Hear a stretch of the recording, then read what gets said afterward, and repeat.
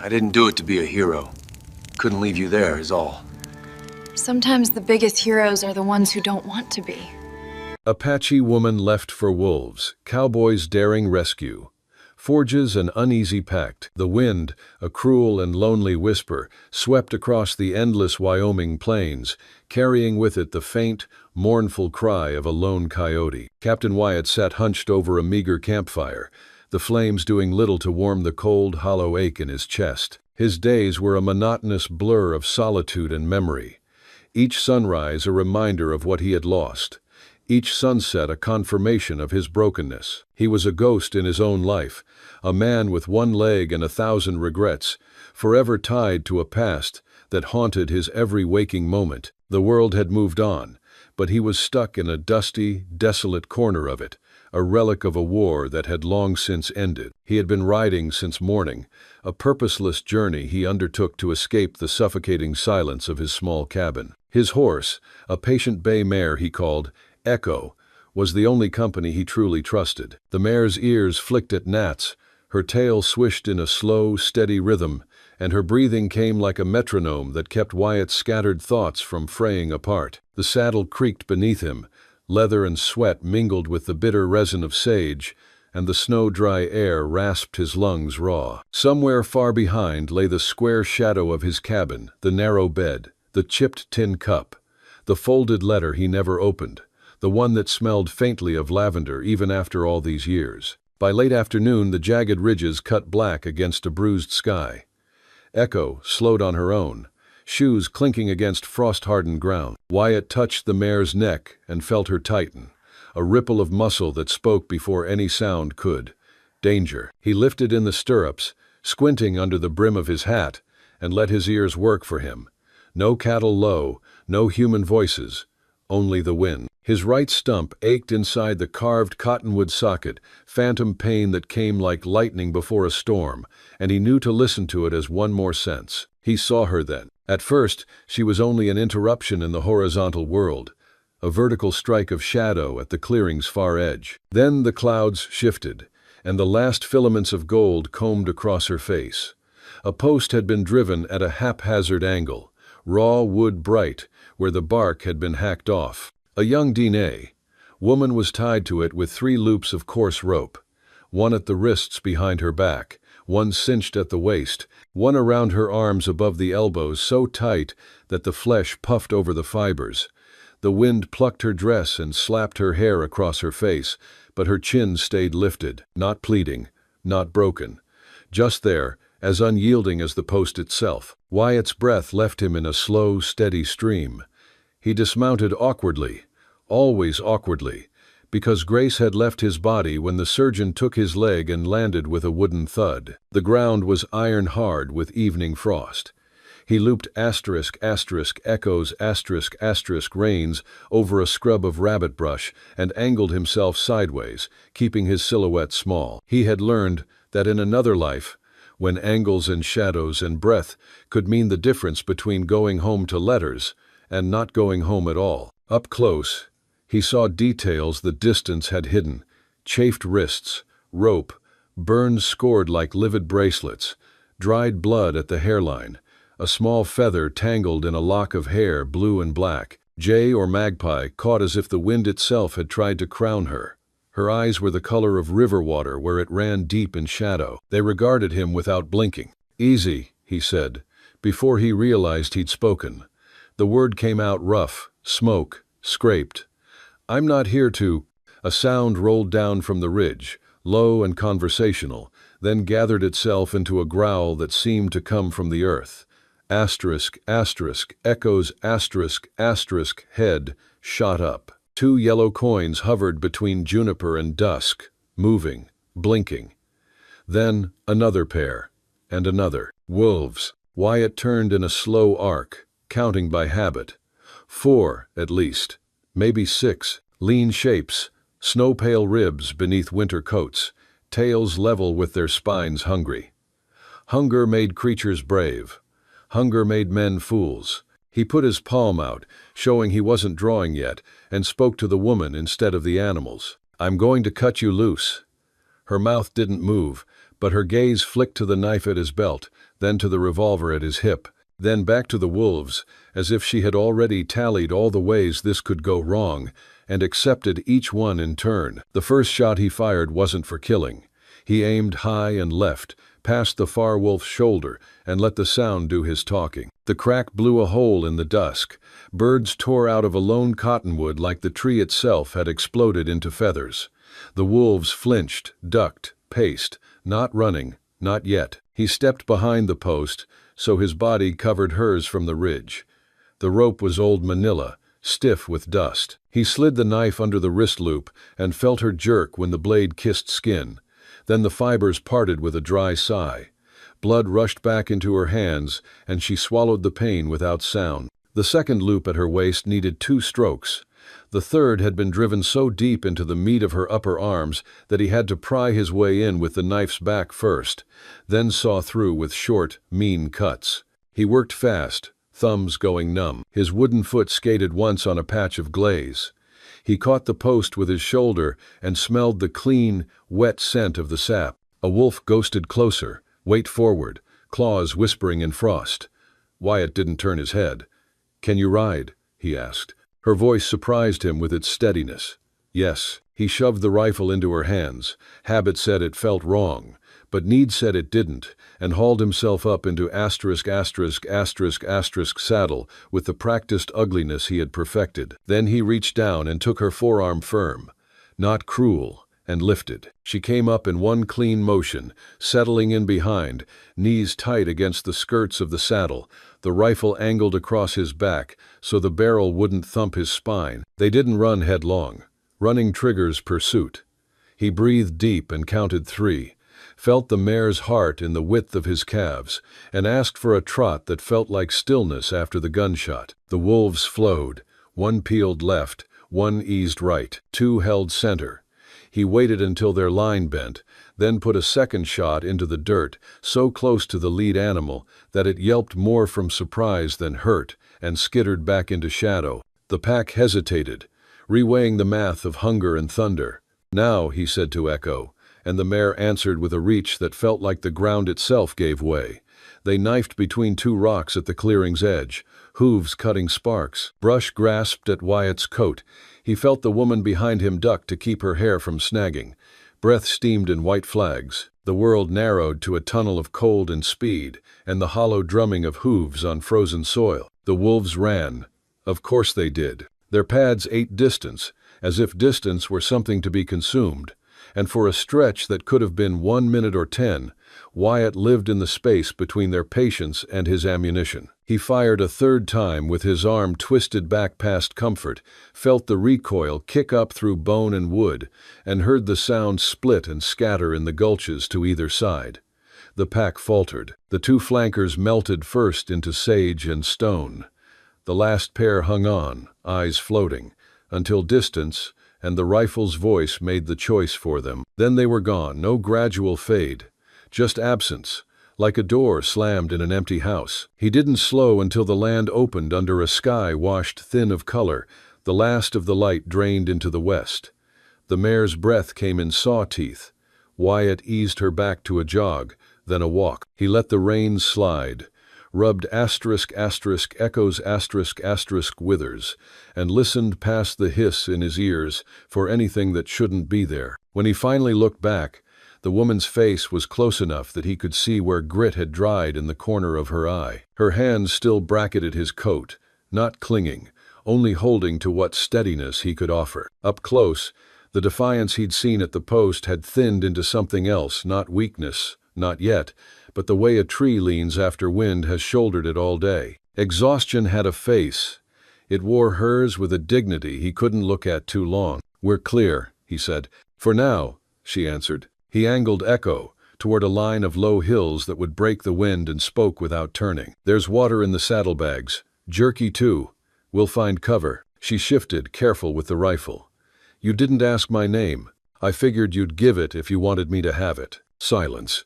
Then, "Ayana." He tasted the syllables, the long vowel like a held breath. "Ayana," he said back to her, and for a reason he couldn't have explained under oath, the name laid a steadiness over the rattle in his chest. Night came complete. Stars shouldered their way out of the dark, first in twos and threes, then in irons of cold light. Somewhere a nightbird called twice and was done. Wyatt found a wash where the cottonwoods grew in a crooked procession and followed it to a cutbank half collapsed by spring flood. It made a pocket deep enough to hide a horse and two people who knew how to make themselves small. He swung down, teeth locking when his stump took weight wrong, and covered it by looping the reins, as if that's what had made him grunt. Ayanna slid off behind him and stood without swaying. Pride was a kind of bone inside some folks. You could break it, and it would still stand up. He struck a fire the size of his two fists and no bigger, fed it with twigs he snapped soundless between his gloves, then held his palms to the thin climb of heat and let feeling creep back into his fingers. When he handed Ayanna the canteen, her hands were steady.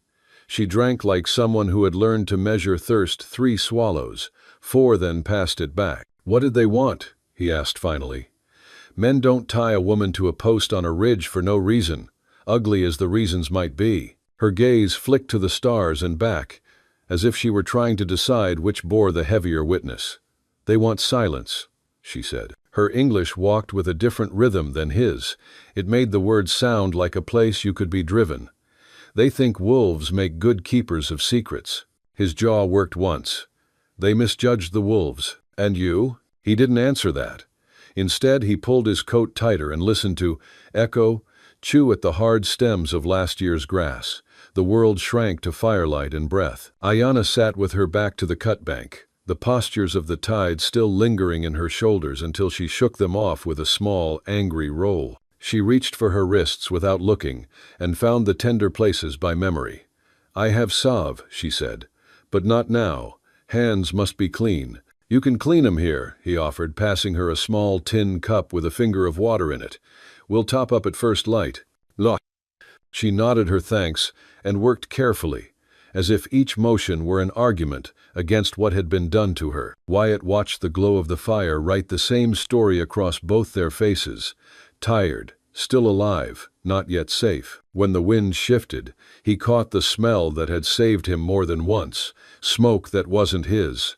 Faint, far, but wrong here. Not camp cookfire. Too many. Not prairie burn. Too cold a night. He felt the world loosen under him, the way ice loosens when river water muscles past. Fires, he said. I know, Ayanna answered. I smelled them before you cut the last rope.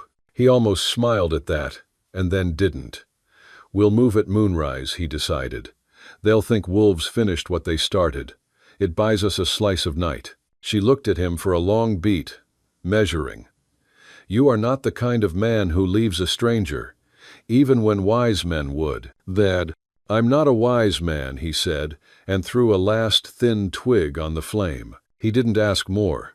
Not tonight.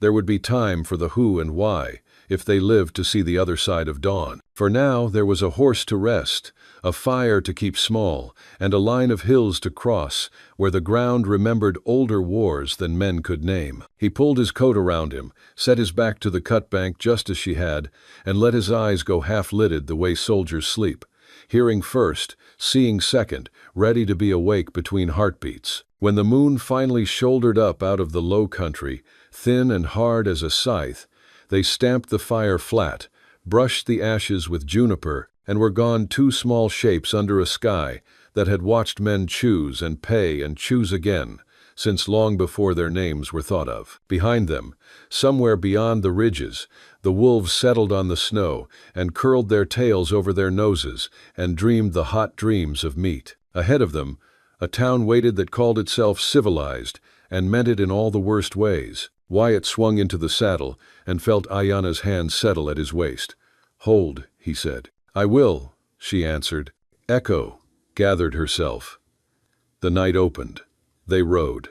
If you enjoy the story, hit that subscribe button right away, and if you don't, then just hit the like button anyway to keep more Wild West love stories coming. The wind still howled, a hollow, mournful sound, as echo thundered across the endless prairie. Captain Wyatt kept one arm tight around the woman to keep her steady as he rode, his eyes constantly scanning the inky blackness behind them. The wolves had vanished back into the wilderness, but a different kind of predator haunted his thoughts.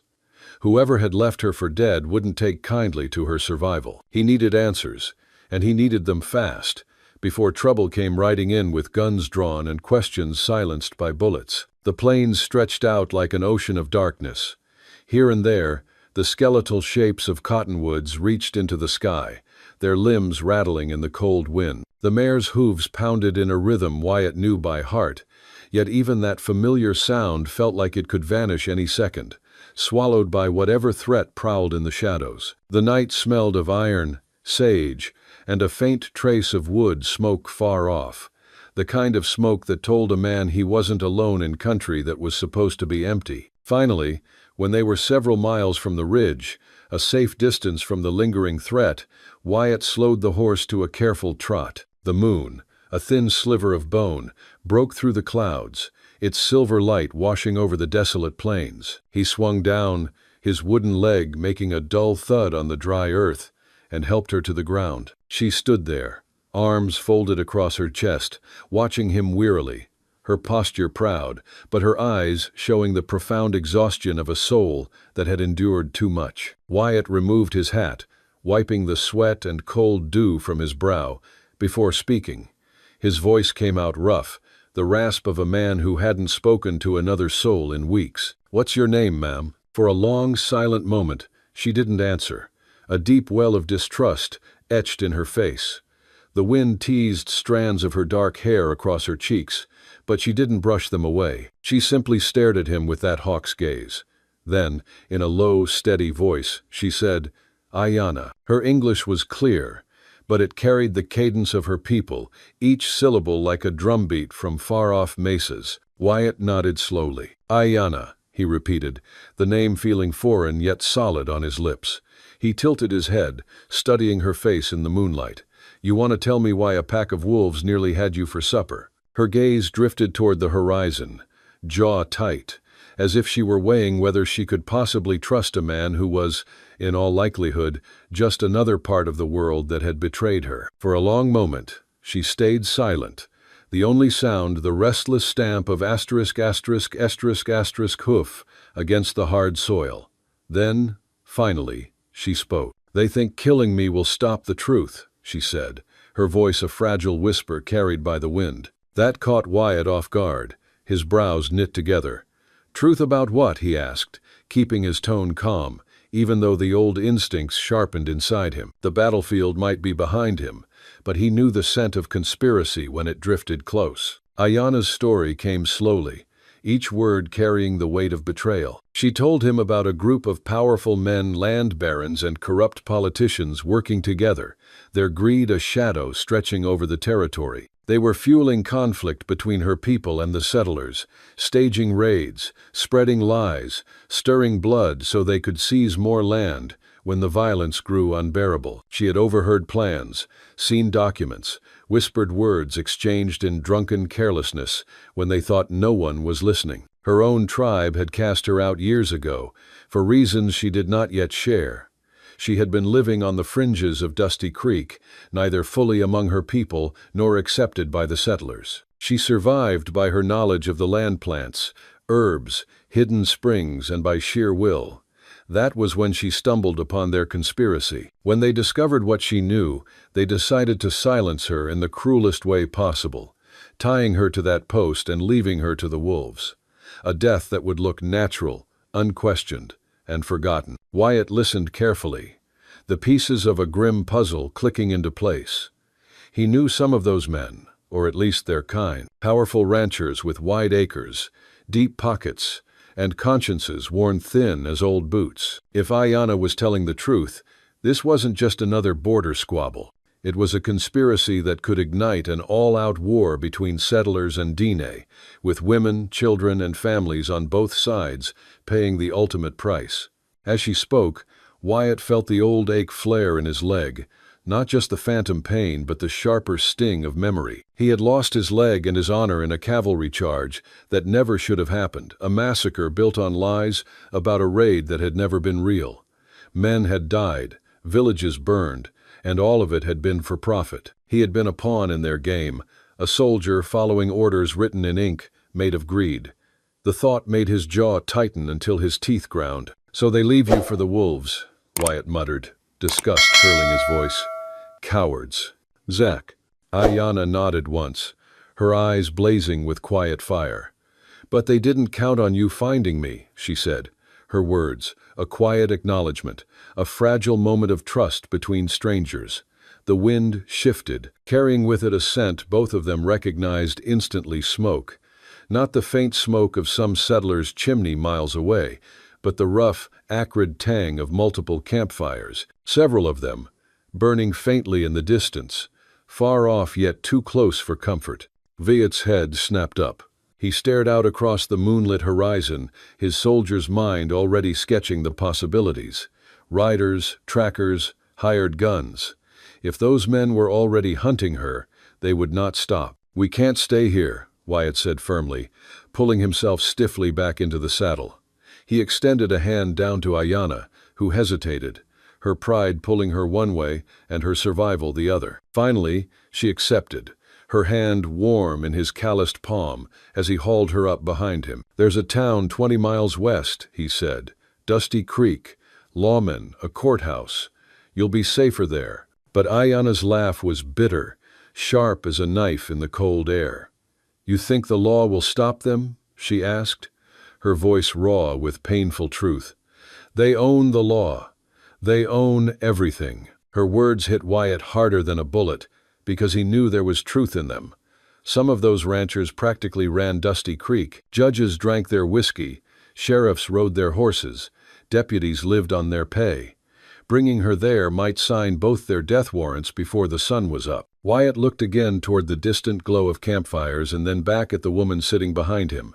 She was unbroken despite everything, a survivor in a world that seemed intent on crushing her. And for the first time in years, Wyatt felt the old sense of choice, stirring inside him, not just survival, not just escape, but a chance to make things right. His voice was steady when he spoke, the decision already hardening inside him. "Then we make our own law," he said. "But first, we get you safe. After that, we go after them." Ayanna studied him, searching his weathered face for signs of deceit. What she found instead was a tired man, scarred by war, carrying the weight of failures too heavy for one soul, but also carrying a fire he thought long dead. After a long heartbeat, she nodded, a small but decisive motion. Together they turned west, not towards safety in any real sense, but toward a future already marked with blood and defiance. As Echo carried them across the dark hills, Wyatt knew that rescuing Ayanna had been just the first step. What lay ahead was bigger than both of them, and it was a fight neither of them had asked for, but one that could change the fate of the territory before it was done. If you like Wild West love stories or Wild West stories, drop a bunch of 1 second in your place in the comments for the Wild West Love channel. Tell me where you're listening from, so I don't feel so alone out here. The night stretched on, a vast, indifferent canvas of stars, as they rode deeper into the unforgiving territory. The air grew colder, the wind carrying a new kind of silence, a quiet, more unnerving than the wolf howls had been. Ayanna clung to Wyatt's back, her head resting against his shoulder, a small, trusting gesture that struck him harder than any blow. He was a man who had forgotten the touch of another soul, a man who had chosen a life of isolation to avoid the pain of connection. Her presence was a fragile warmth against the cold, a constant, living weight that was both a comfort and a profound discomfort. Hours passed beneath the shifting constellations. The moon trailed low, thin and silver as a scythe, until even Echo's steady trot began to stumble. Wyatt knew they needed rest. He guided the mare off the faint trail and toward a canyon he remembered from his scouting years. A narrow crack in the red rock opened suddenly into a hidden chamber, just wide enough for a horse and a man to slip through. Once inside, the ground leveled into a small cavern, dry, sheltered, the perfect refuge. Wyatt dismounted stiffly, pain shooting up his thigh where wood met flesh. He bit down on a groan and busied himself unbridling. Echo. Ayanna slid from the saddle with a grace that surprised him after all she had endured. For the first time since he had cut her free, her shoulders sagged, exhaustion seeping through her proud posture. Wyatt knelt by the cavern wall and struck a spark. Soon a small fire flickered, casting wavering orange shadows across stone. The smell of smoke and pine pitch softened the night's chill. He rummaged through his saddlebag, pulled out a strip of jerky, and offered it to her along with the water skin. She accepted, her hands trembling as she raised the skin to her lips. She ate slowly, deliberately, as if each bite was a promise she hadn't expected to keep. The silence between them changed with the fire.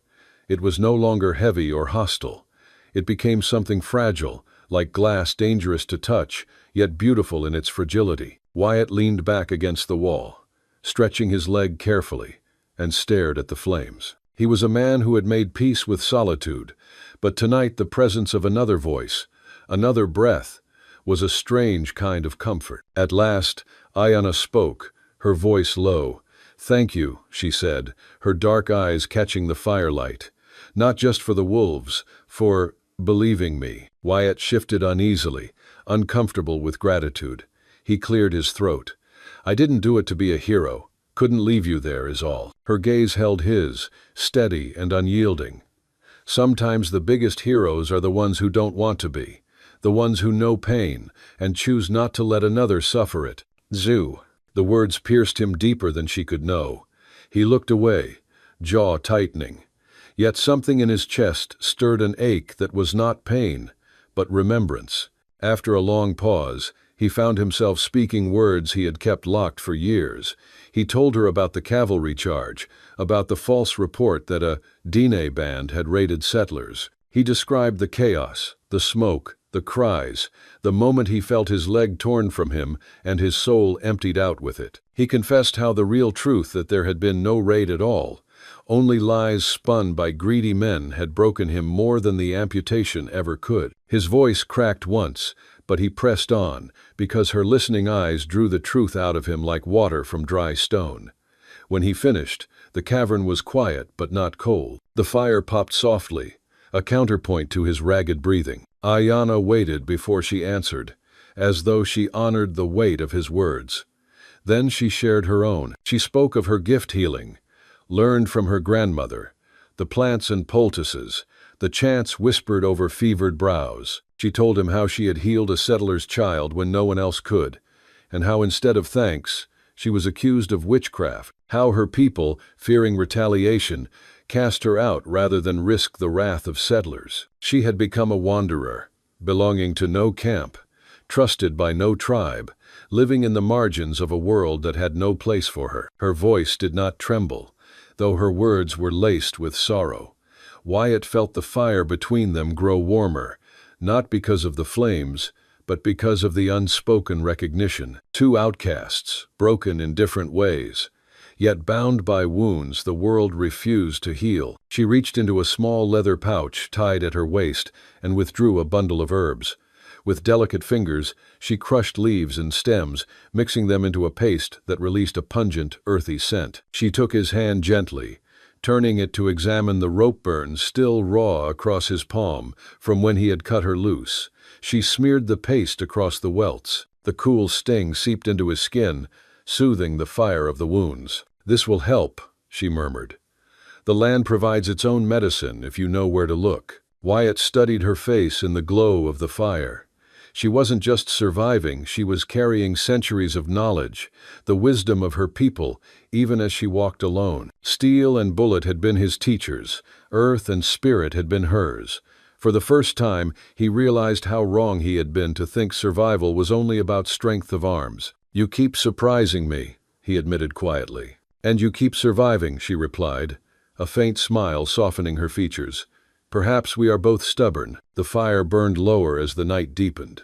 Outside, coyotes sang their thin songs, answered by the hush of wind moving through canyon stone. The threats that chased them still lingered beyond the hills. But within the cave there was peace, fragile, temporary, but real. Wyatt looked at her across the small fire, her eyes heavy with fatigue yet still glowing with resilience.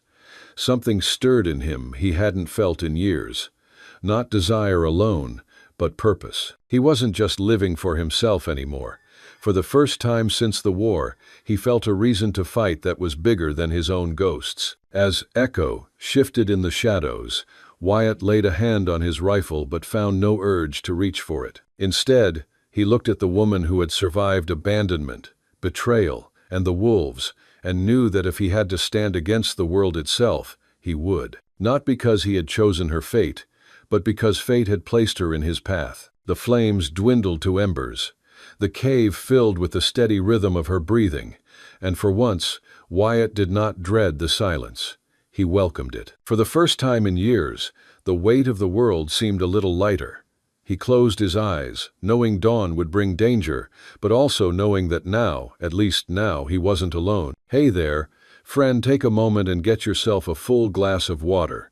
It's easy to forget, but staying hydrated is crucial for your health. Also, if you've been sitting for a while, do a quick lap around the room and give your eyes a break from the screen.